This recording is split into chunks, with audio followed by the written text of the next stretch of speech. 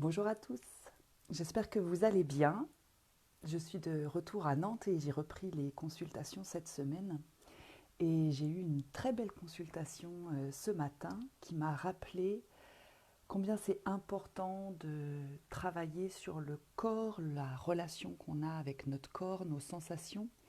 et de travailler sur l'acceptation de l'incarnation. Et comme j'avais un exemple personnel très concret à partager à cette cliente et que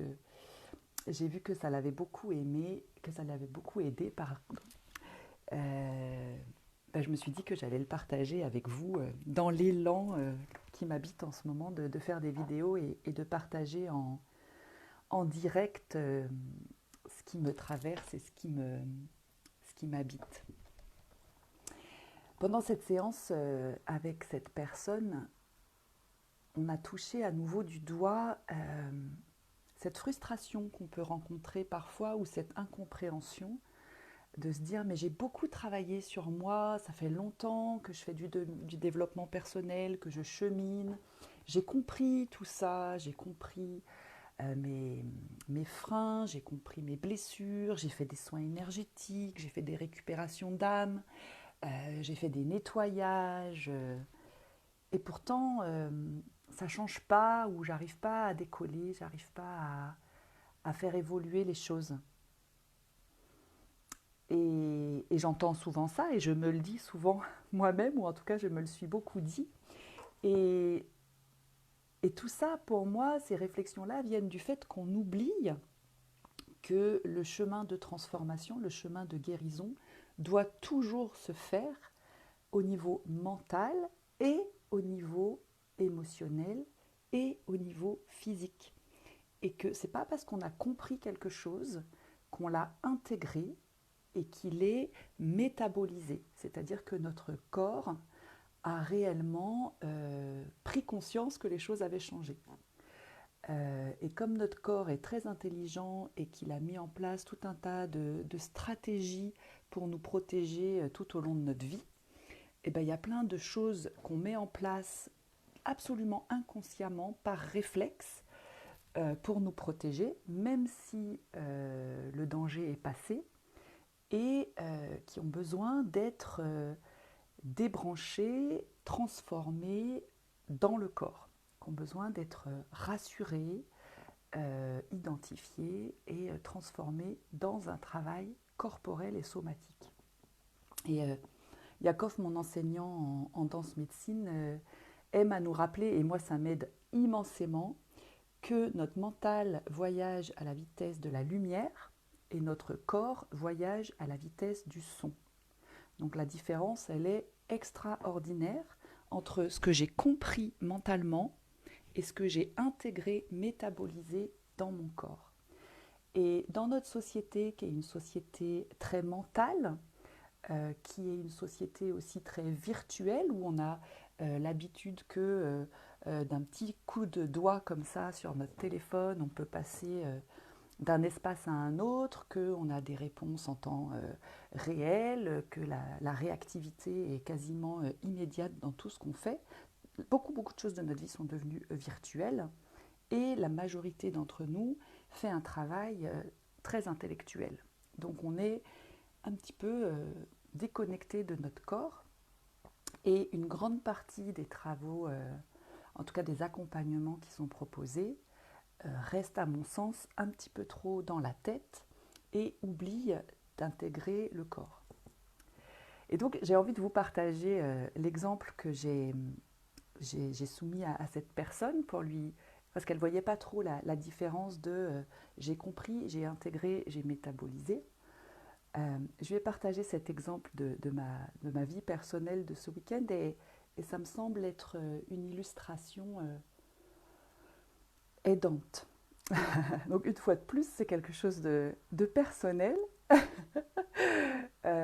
qui fait battre un petit peu mon cœur et en même temps, moi j'ai conscience que la seule chose que j'ai à vous offrir, c'est mon chemin, c'est mon expérience, c'est ce que j'expérimente dans ma vie. Et j'espère que ça pourra vous éclairer, vous inspirer et peut-être vous aider à avoir plus de patience et de compassion envers vous-même et votre chemin de transformation. Donc j'expliquais que ce week-end, j'étais chez mon amoureux et qu'on s'est un peu pris la tête. Et c'est très rare qu'on se prenne la tête avec mon homme. On n'est pas toujours d'accord et on a une communication qui est extrêmement satisfaisante et riche. Et en général, quand on n'est pas d'accord, on arrive à en parler et à rester connecté. Et ça ne dure pas longtemps. Et il se trouve que ce week-end, j'ai été blessée. Il a appuyé sur un bouton qui me faisait mal et j'ai réagi de façon agressive, virulente et j'ai dit des choses qui étaient pas très agréables à recevoir et je l'ai blessé. Euh, Au point que on s'est quitté un peu fâché ou en tout cas on n'a pas réussi à se reconnecter quand on s'est séparés et je suis rentrée chez moi consciente qu'on s'était fait mal et qu'on s'était blessé et que il allait falloir un petit peu de temps pour digérer tout ça. Et puis pendant 2 jours, j'ai essayé de l'appeler pour en reparler, pour présenter des excuses. Et puis on n'a pas réussi à se parler. Et là, forcément, tous mes vieux programmes de panique et de survie se sont réveillés. Et donc, comme j'expliquais à ma cliente, je sais, dans mon mental, hein, dans ma tête, je sais qu'il y a une partie de moi qui a été blessée quand elle était petite fille et qui croit que si je ne suis pas gentille, si je ne fais pas ce qu'il faut, si je ne me comporte pas de façon parfaite, on va me désaimer. Cette partie de moi qui croit que l'amour est conditionnel et que si je ne fais pas ce qu'il faut, si je ne suis pas la parfaite compagne, ou la parfaite maman, ou la parfaite professionnelle, you name it, on ne m'aimera plus, on va me rejeter. Et donc, je connais cette partie-là de moi qui croit que l'amour est conditionnel et qui a peur qu'on l'aime plus parce qu'elle n'est pas assez ci ou assez ça ou elle n'est pas assez bien. Je connais. Pour autant, pendant 2 jours, physiquement, j'ai vécu le martyre habituel dans mon corps. C'est-à-dire qu'il y a eu des ruminations, je me suis blâmée d'avoir réagi de la façon dont j'avais réagi, j'ai refait l'histoire 20 fois, j'ai imaginé que j'aurais pu le dire autrement, je me suis jugée sur le fait que, attends, t'es thérapeute quand même, pourquoi tu te mets en colère, pourquoi t'es pas capable de tourner ta langue cette fois dans ta bouche, pourquoi t'as pas été capable de le dire autrement. Bon, une fois que ce petit hamster avait bien tourné dans ma tête, je l'ai blâmé, hein, parce qu'après tout, si je m'étais mise en colère, c'était aussi parce que forcément, il n'avait pas réagi de la façon dont j'aurais aimé qu'il réagisse. Donc, bon, il y a eu toutes ces ruminations-là qui me mettent dans une forme d'agitation, qui me font osciller émotionnellement entre la colère, le désespoir, le regret, l'accusation, et donc qui me mettent dans une forme de tension émotionnelle. J'ai senti dans mon corps cette tension, cette agitation émotionnelle et un élan évidemment de vouloir absolument que ça cesse. Et c'est là où ça a été très intéressant, c'est que j'ai ressenti tout ça et je me suis rendu compte que j'avais quand même développé ces dernières années assez de ressources pour rester avec ce feu-là, rester avec cet inconfort, rester avec cette tension limite insoutenable par moment à l'intérieur de moi et ne pas partir en courant dans mes stratégies d'évitement qui pourraient être boire de l'alcool et me bourrer la gueule histoire d'oublier ce que je ressens, manger beaucoup de chocolat, me poser en victime, appeler tous les gens que je connais, me plaindre, dire que c'est vraiment horrible, me replier sur moi, me renfermer, ne voir personne, passer des journées à me lamenter sur mon sort, m'agiter dans le travail. Alors ça, c'est très bon, une très bonne diversion pour moi aussi. Travailler comme une dingue, ou bien au contraire, annuler tous mes engagements parce que vraiment, je ne suis pas capable de le faire. Enfin bref, mettre en place tout un tas de stratégies qui auraient diverti ce que je ressentais, qui m'auraient permis de projeter ce que je ressentais à l'extérieur sur les autres ou de l'anesthésier en ingurgitant des substances ou en travaillant trop. Et c'est là où je me suis dit, waouh, effectivement, c'est ça le premier réflexe. j'ai pas envie de ressentir ce que je ressens, c'est trop douloureux. Et bien sûr, dans mes actions, j'aurais eu l'élan de me rouler devant sa porte pour lui présenter mes excuses et le supplier de m'aimer à nouveau, saturer sa boîte vocale de messages tantôt suppliants, tantôt vengeurs, tantôt... Enfin, j'imagine que vous pouvez peut-être reconnaître de certaines de ces stratégies, ou alors vraiment j'ai besoin d'aide. Toutes ces stratégies qui font qu'au lieu de rester avec l'inconfort et de rester avec tout ce que ça provoque de douloureux physiquement, de très compliqué émotionnellement, on ne peut avoir cette tendance à projeter sur l'extérieur, sur l'autre, ou à compenser pour ne pas ressentir tout ça. Et ce que j'expliquais à cette cliente, c'était de lui dire, vous voyez la différence entre j'ai compris qu'il y a cette blessure en moi et que j'ai peur qu'on ne m'aime plus parce que j'ai pas été adéquate,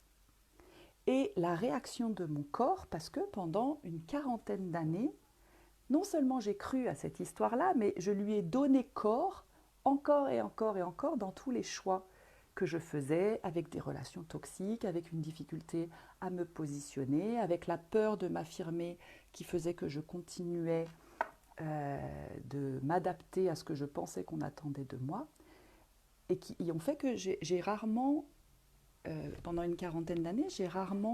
me suis rarement entraînée à faire autrement. Et depuis que j'apprends à faire autrement, depuis une dizaine d'années, eh bien mon corps continue quand le choc est fort, parce que cet homme-là, je l'aime profondément, c'est vraiment l'homme dans ma vie, et j'ai pas envie de le perdre, et j'ai pas envie de le blesser, j'ai vraiment envie de l'honorer, de le chérir. Et ben, l'émotion est tellement forte, la peur est tellement forte, que mon corps se met à réagir comme s'il y avait vraiment un danger, et m'envoie des signaux très forts. Et à ce moment-là, c'est parce que je fais un travail sur l'incarnation, c'est parce que j'ai appris à être enracinée, c'est parce que j'ai confiance dans mon corps et sa capacité à traverser cette tempête-là, c'est parce que je sais que c'est juste une réaction biochimique, émotionnelle de mon corps qui a peur, et que j'ai les moyens en moi de calmer tout ça, que ça ne dépend que de moi et que ça ne se passe que dans mon corps, qu'alors je peux traverser et ne pas fuir dans mes stratégies habituelles. Donc très concrètement, ça a voulu dire aller me promener en forêt, ça a voulu dire demander du soutien. J'ai appelé ma sœur, on a pu échanger, elle m'a parlé de sa relation de couple à elle aussi, qu'on vit les mêmes choses, et elle m'a écoutée, elle m'a offert son soutien, son amour et de très bons conseils, et elle m'a permis de prendre du recul. J'ai pris un bain, j'ai pleuré ce que j'avais besoin de pleurer, j'ai beaucoup respiré, j'ai dansé, euh, je me suis vraiment reconnectée avec tous les beaux moments qu'on a vécus ensemble, avec toutes les crises qu'on a déjà traversées depuis 4 ans qu'on s'aime, et au fait que je pouvais faire confiance, et là au niveau intellectuel, voilà, c'est pas la première fois qu'on n'est pas d'accord. Donc voilà, j'ai mis en place tout un tas de stratégies, non plus pour fuir et échapper à ce que je ressentais, mais pour revenir dans mon corps avec discernement et me dire, ok,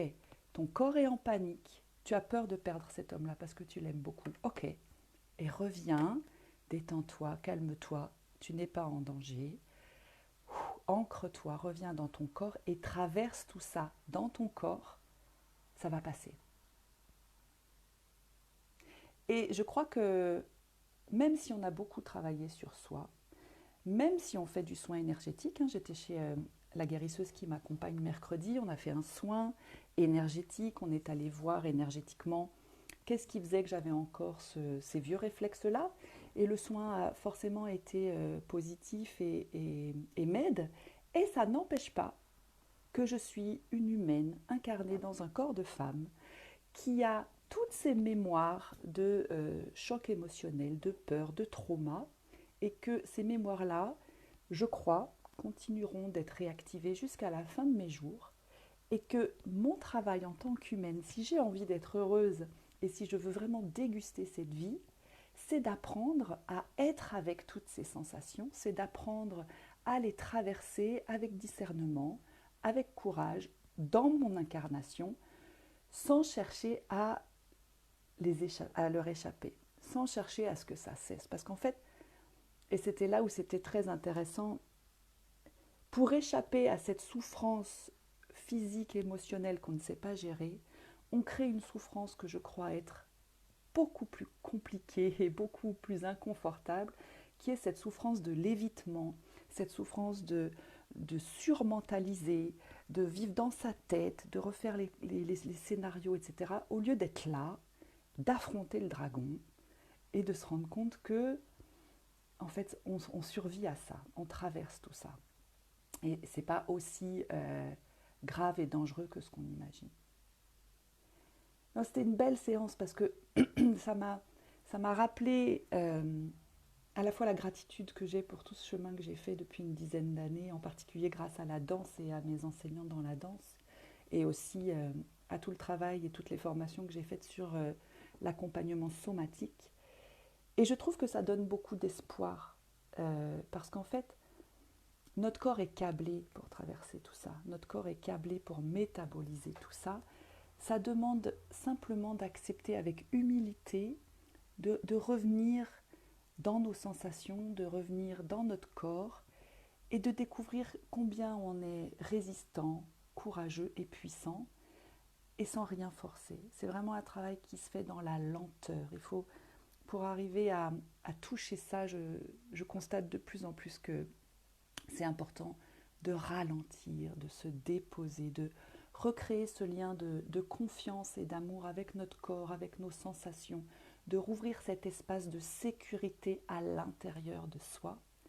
pour être capable de rencontrer le monde où forcément on va être blessé, forcément on va être déçu, forcément ça ne va pas se passer comme on veut, forcément parfois on va gagner, parfois on va perdre, parfois on va jouir, parfois on va souffrir, mais juste d'avoir la conscience et la confiance que dans mon corps, quand je suis vraiment présente et connectée, enracinée, j'ai la capacité de traverser tout ça et de métaboliser tout ça. Donc voilà ce que j'avais envie de vous partager aujourd'hui. J'espère que ça pourra résonner pour vous et puis vous aider quand vous traversez ce genre de tempête émotionnelle ou de